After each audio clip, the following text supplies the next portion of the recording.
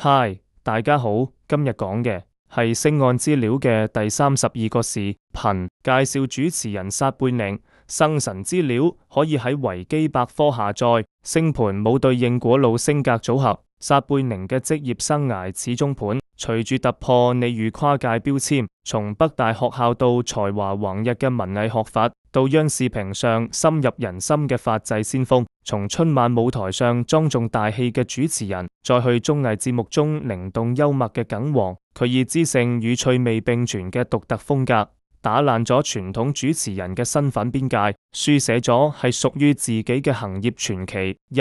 早年輝煌，北大學校嘅學法與文藝新星，高3年間佢以優異嘅綜合素質獲得北京大學冬令營共資格。喺匯報演出中一曲小白楊，憑藉爽利嘅情感與淡定嘅表現征服評審團，最終喺隔高考僅3個月嘅時候，順攞取北大錄取通知書，成為眾人欽佩嘅學法。央視崛起，法制節目嘅標性主持。1999年，尚未正式畢業嘅撒貝寧迎來職業生涯嘅關鍵起點，擔任央視法制節目今日講法嘅主持人。當時嘅法制節目多以嚴肅刻板為主，而撒貝寧以清新親切嘅主持風格，將專業嘅法律知識轉化為通俗易懂嘅表達，俾普法內容走進千家萬戶。